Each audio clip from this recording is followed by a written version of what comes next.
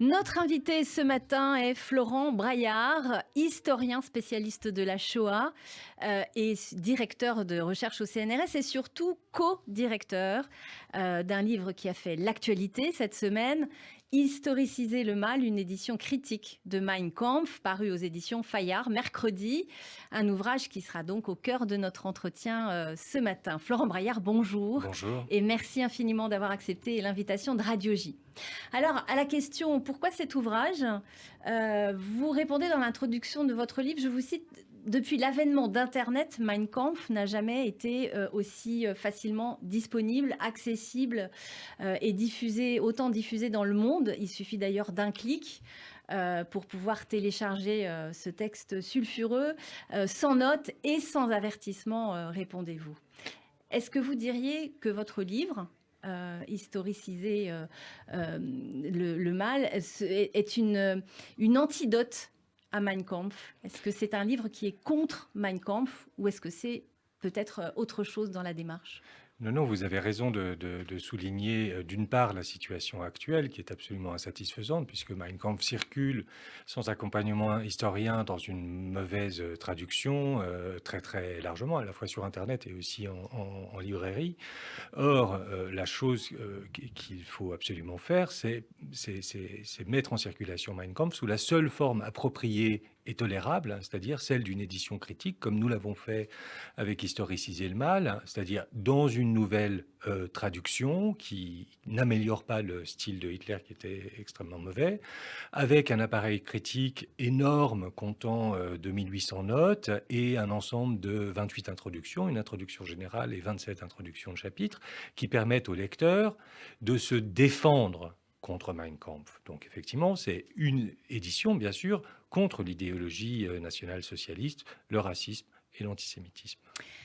Que répondez-vous, parce que la sortie de cet ouvrage a fait polémique, et d'ailleurs même avant sa sortie, bien avant sa sortie, hein, à ceux qui craignent que la parution de cette édition critique, fût-elle critique de Mein Kampf, ne représente pas finalement un risque dans un contexte de résurgence de l'antisémitisme. La collusion de cette sortie avec la montée de l'antisémitisme, la remontée de l'antisémitisme actuellement. Donc je crois malheureusement que la remontée de l'antisémitisme est très antérieure à la publication de cet ouvrage Historiciser le mal. Je crains qu'elle ne se poursuive quoi qu'on fasse.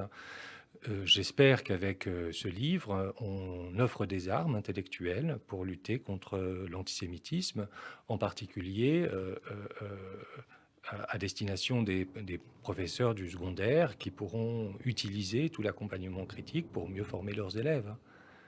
Donc, justement, vous en parliez, cet ouvrage est avant tout destiné à des enseignants, à outiller les enseignants pour apporter voilà, de la connaissance, de la contextualisation dans leur enseignement. Je crois fondamentalement que c'est un ouvrage de niche qui est destiné aux historiens, aux enseignants, aux professeurs, aux formateurs aussi, et aux étudiants de l'université. Et puis vous savez bien qu'il y a un lectorat fasciné, intéressé, passionné pour tout un ensemble de raisons qui sont parfois personnelles aussi par l'histoire de la Seconde Guerre mondiale et l'histoire de la Shoah, et qui désire mieux comprendre comment cette catastrophe absolue qu'a été le nazisme et la Shoah ont pu intervenir.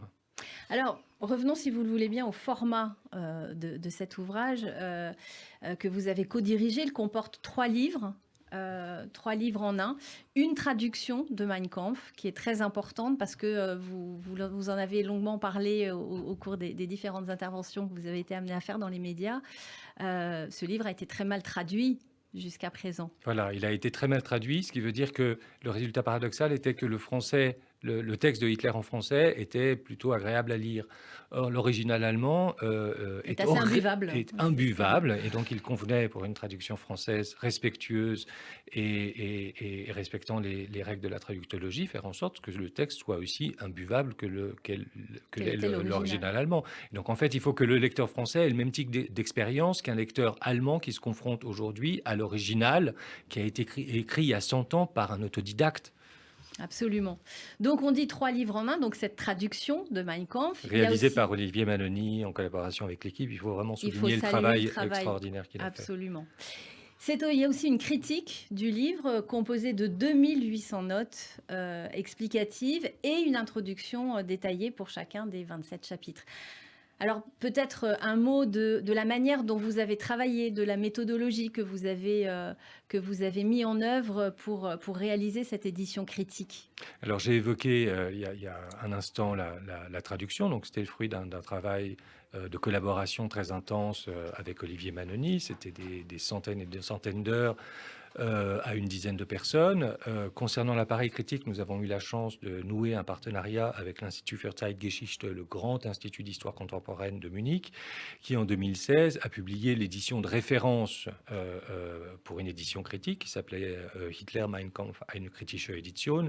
Et très franchement, je ne pense pas qu'on était assez savants pour égaler nos collègues allemands dans l'appareil critique. C'est la raison pour laquelle nous avons passé là aussi des années à adapter cet appareil critique absolument énorme, d'une richesse incomparable pour un public français.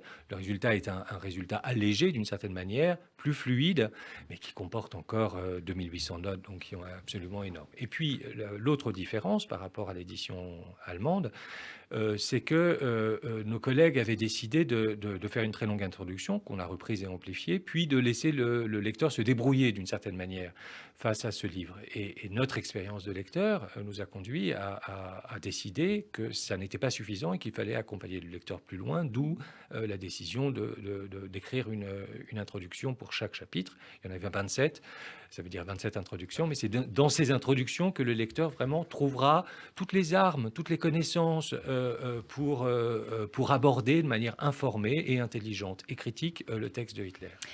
Pour revenir justement au cœur de cet ouvrage, Mein Kampf, comment vous définiriez Mein Kampf aujourd'hui? Est-ce que c'est un corpus idéologique, une autobiographie, un manifeste du parti nazi? Est-ce que c'est un peu de tout ça? Ah ben c'est tout ça, voilà, c'est tout ça et c'est ce qui rend le livre d'abord si gros, puisqu'il fait 700 pages. Il a été publié en 1925-26 en 2 volumes de 350 pages et d'autre part si composite, puisque le début, en particulier, le premier volume est plutôt une autobiographie mythifiée et mensongère d'Adolf Hitler, où il essaye de se présenter comme un homme exceptionnel devant avoir un destin formidable. Bon, évidemment, il passe sous silence tout un ensemble de choses extrêmement gênantes. Et puis, dans le deuxième volume, c'est plutôt une histoire de son micro-parti, ou de son parti d'importance mineure en Bavière, le NSDAP.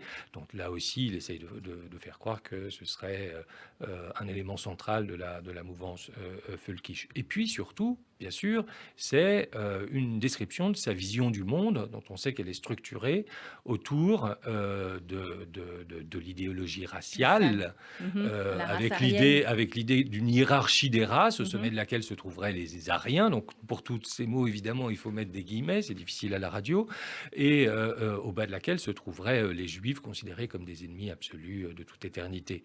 Donc, Mein Kampf est un brûlot antisémite monstrueux, dégoûtant.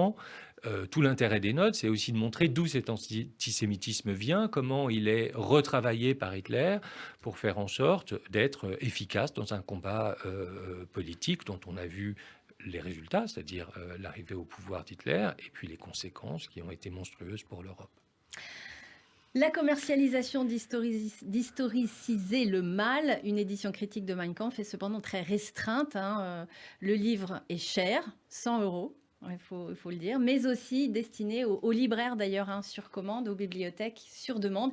Et les droits seront réservés à la fondation Auschwitz-Birkenau. Ça, c'est aussi important absolument fondamental. De préciser. Et je profite de votre question pour remercier évidemment Serge Klarsfeld, par lequel nous avons réussi à nouer un partenariat avec la fondation, donc qui préserve les sites des camps de concentration et d'extermination d'Auschwitz I et Auschwitz II, et qui recevra une partie des droits dès le premier exemplaire vendu, et la totalité des bénéfices. Voilà, et donc pour nous, c'est très important. Vous voyez, c'est un dispositif à plusieurs étages. Évidemment, c'est didactique, évidemment, c'est civique, et puis ça contribue à la préservation du site d'Auschwitz. Et vraiment, toute mon équipe et moi-même, nous en réjouissons. Florent Braillard, merci infiniment d'être venu présenter cette édition critique de Mein Kampf. À très bientôt sur Radio J. Merci beaucoup, madame.